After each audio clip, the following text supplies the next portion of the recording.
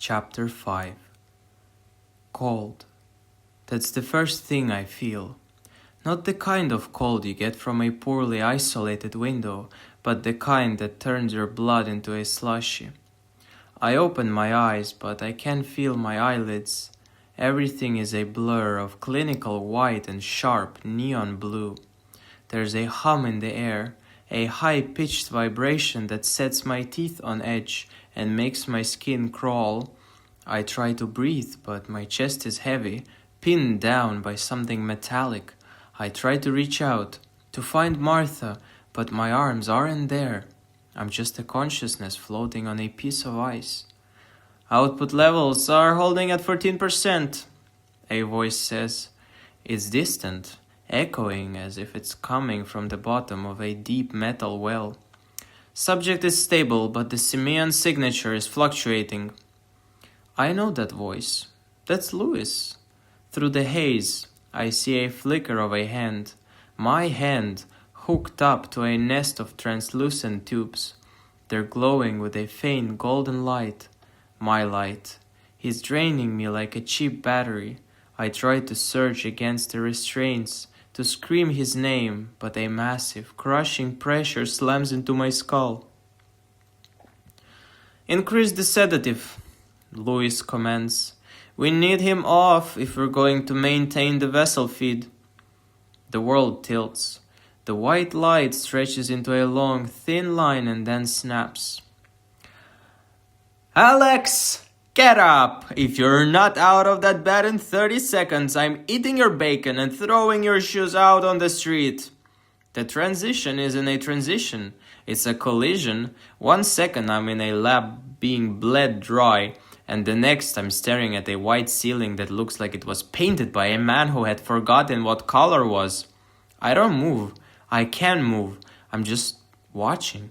It's like I'm sitting in the back of a dark room, staring at a massive screen that covers my entire field of vision. I see through stranger's eyes, hear through his ears, and feel the dull, phantom echoes of his senses. I am a passenger in a body that isn't mine. I watch as a pair of pale, scarred hands, not my hands, reach out and click the alarm button with practiced, sluggish precision. The hands belong to Alex. My brain provides the name like a file being uploaded to a hard drive. Alex, student, 8th year, disappointed potato. The room is small, tidy, and suffocatingly boring. It smells like laundry detergent and the dry, dusty scent of old library books. I can feel Alex's thoughts. They aren't loud, just a constant, cynical buzz in the background. He's tired. He's gloomy. He looks in the mirror and sees a face that is eternally unfriendly and gloomy, and he doesn't even bother to smile. Channeling in progress, connection stable. The machine voice in the back of my head is a constant reminder of the lab I just left. Louis didn't put me in a safe place. He turned me into a power source and plugged me into a kid who just wants to survive a typical Monday. Alex sits up. He doesn't go for a toothbrush. Instead, he makes a series of sharp, bored gestures with his hands. Up, down, side to side, and I feel the weird tingly sensation of magic stripping the scraps of yesterday's food from his teeth. It's mundane. It's lazy. It's the kind of magic people use when they've forgotten that being a mage was supposed to be about more than hygiene. Alex, I'm serious. The door rattles. That's Eve, Alex's sister, 3 years older and precise as a clock. I'm up, Eve, Alex shouts. His voice is deeper than mine, a gravelly sound that vibrates in his chest. I watch through his eyes as he gets dressed. He doesn't pick his clothes. He uses a pause with his hands, and I see blue digits of a stopwatch floating in the air of the room. He's timing himself. It takes him exactly 52 seconds to get fully dressed. Everything in this guy's life is a metric, a way to survive the labor of his existence. We go downstairs. The house is small but quite decent and cozy, though it feels a bit like a stage I'm not supposed to be standing on.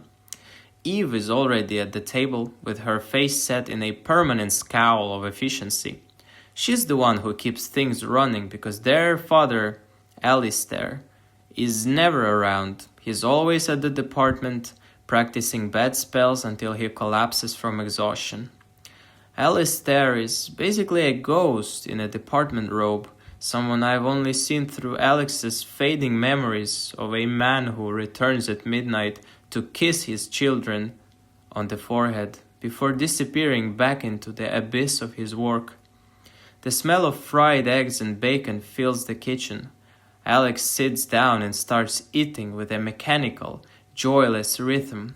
I can taste the salt and grease, but it's like I'm tasting a memory of a meal, a filtered experience that doesn't quite reach my own soul. "You're 4 minutes behind," Eve says, with her eyes fixed on the clock as she maneuvers her fork with surgical precision. "I had a weird dream," Alex says, stuffing a piece of bacon into his mouth. "You have no idea," I think from the backseat. "I'm the dream, Alex, and you are the cage." Eve stands up. Her movements are sharp. She doesn't like it when the schedule slips. She is the exact opposite of Alex. Precise, where he was messy, punctual, where he was a sleep lover. Ever since she turned 13, she stopped understanding him, becoming a stranger who just happens to live in the same house.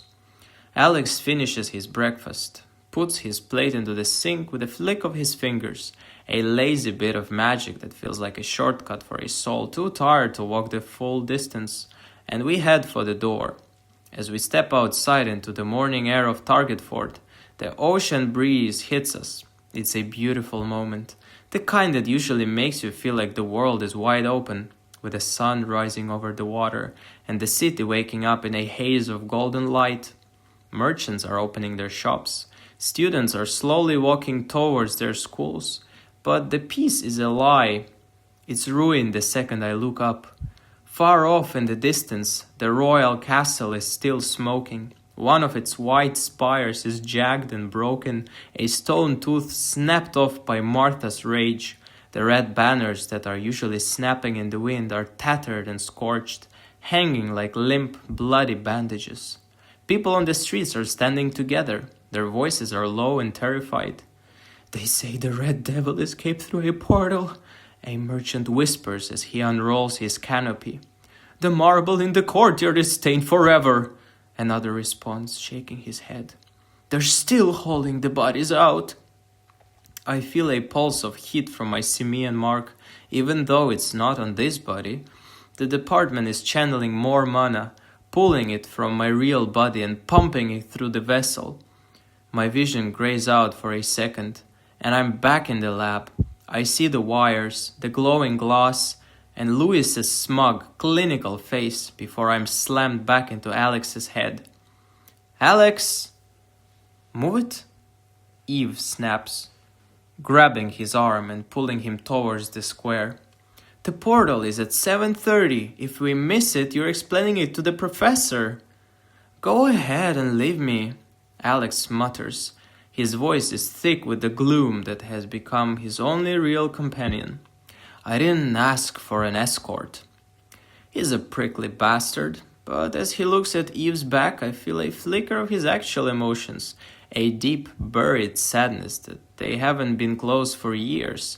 They are forced to live together in a house haunted by a memory of a mother who died in a battle against elves, and a father who is basically a ghost.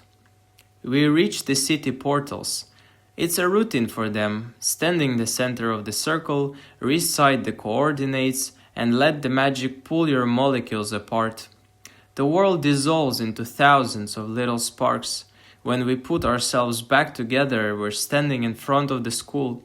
It's a giant stone box without windows or facades, looking more like a prison than a place of learning. It's where the gray masks go to learn how to be useful notches in the machine, faces that only care about their own benefit. Alex takes a deep breath, and I feel his heart rate spike. He hates this place, hates the teachers, the work, and the unfriendly grey masks of his classmates. Looking at the cold stone archway, I am realizing I'm going to have to sit through a whole day of magic classes while the girl I love is being hunted by the entire world. Well, Alex whispers to himself, with his voice sounding like a death sentence. Here we go. Yeah, I think, watching the grey stone walls close in. Here we go.